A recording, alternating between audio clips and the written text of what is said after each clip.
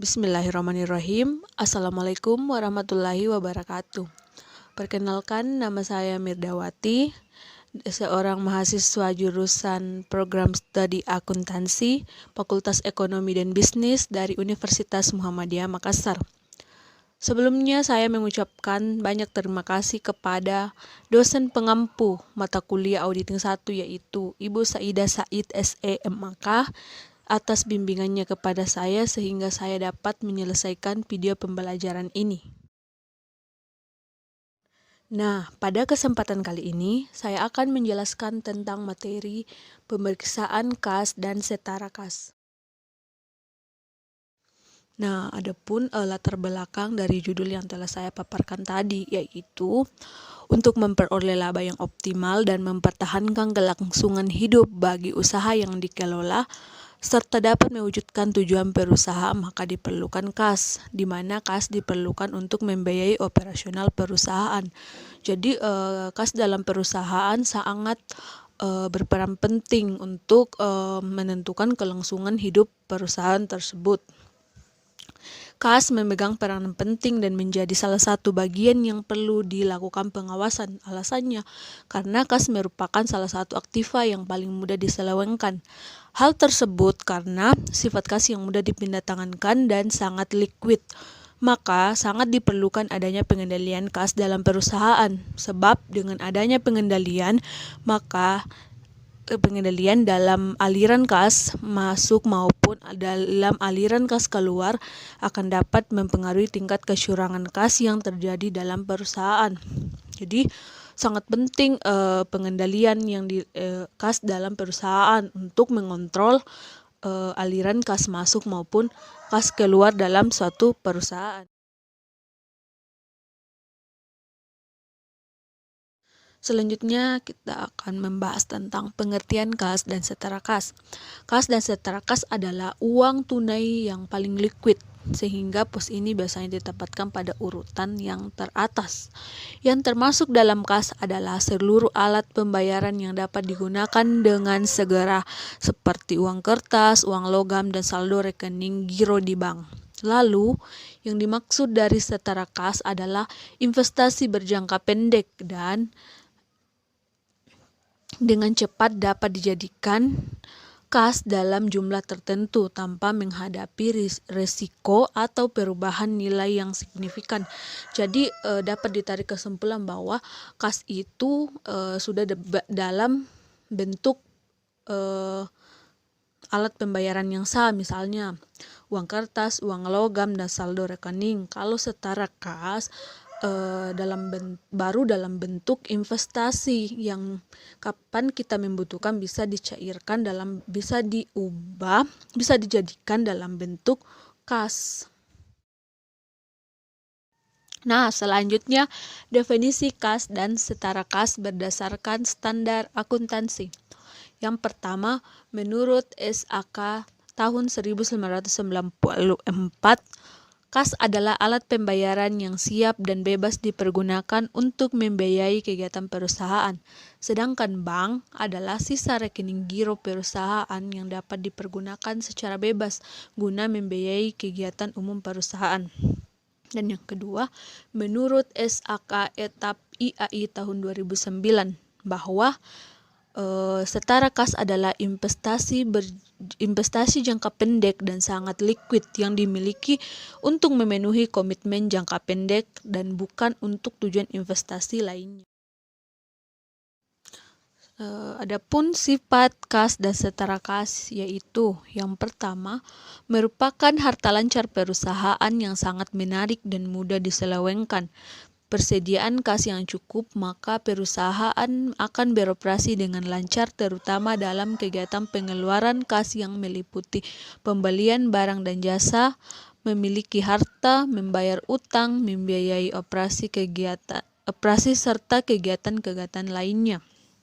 Dan yang kedua, banyak transaksi perusahaan yang menyangkut penerimaan dan pengeluaran kas. Kas dapat dikatakan merupakan satu-satunya pos yang paling penting dalam neraca, karena berlaku sebagai alat tukar dalam perekonomian kita. Kas terlihat secara langsung atau tidak langsung hampir semua transaksi usaha.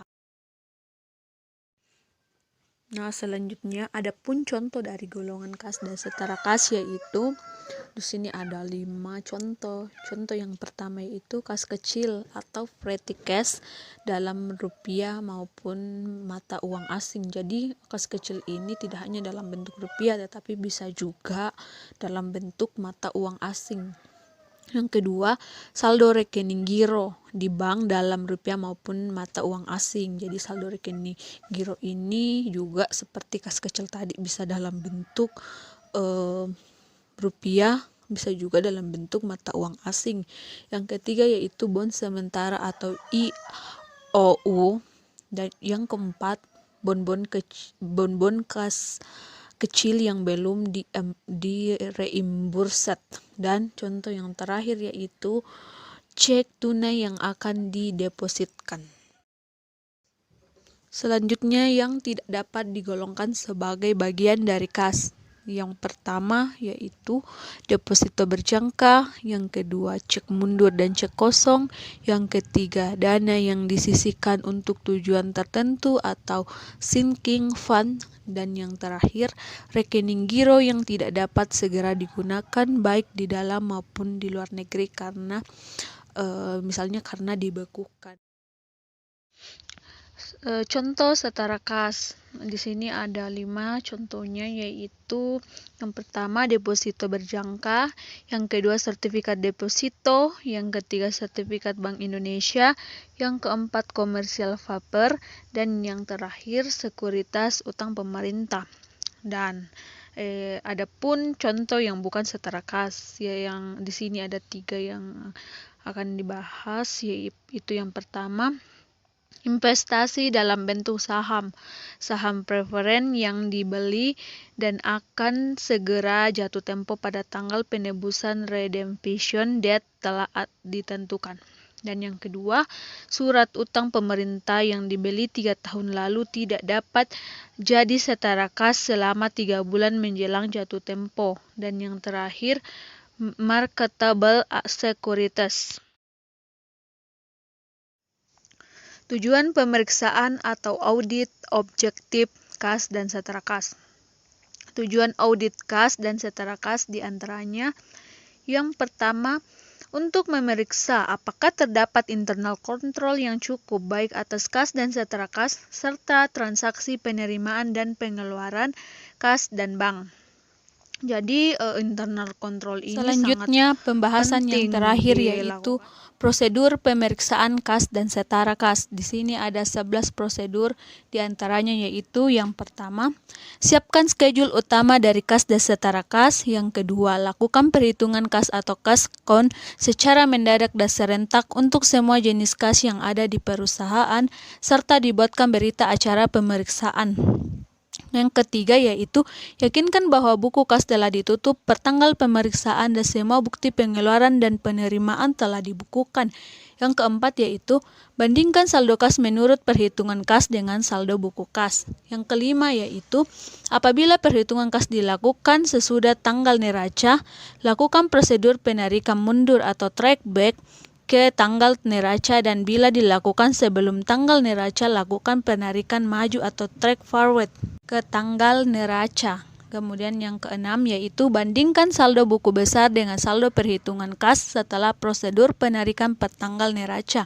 Yang ketujuh yaitu periksa penjumlahan atau voting atau cross voting lembaran-lembaran buku kas, penempatan pemindahan saldo pada lembaran tersebut ke lembaran berikutnya. Kemudian prosedur yang ke-8 adalah jika kas kecil menggunakan sistem dana tetap atau imperspawn, teliti apakah sudah ada pertanggungjawaban dari dana tetap sebelum diadakan pengisian kembali.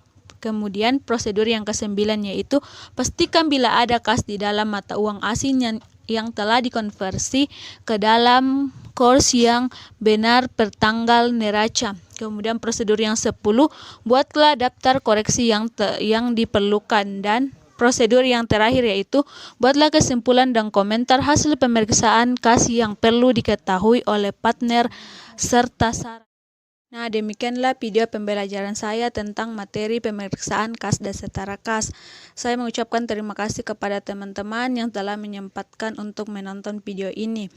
Saya menyadari dalam pembuatan serta penyampaian video ini masih jauh dari kata sempurna, maka saya mengharapkan kritik dan saran dari teman-teman untuk bahan evaluasi saya dalam pembuatan video selanjutnya. Saran dan kritikan dapat teman-teman tulis di kolom komentar. Sekian dari saya, kurang lebihnya mohon dimaafkan. Assalamualaikum warahmatullahi wabarakatuh.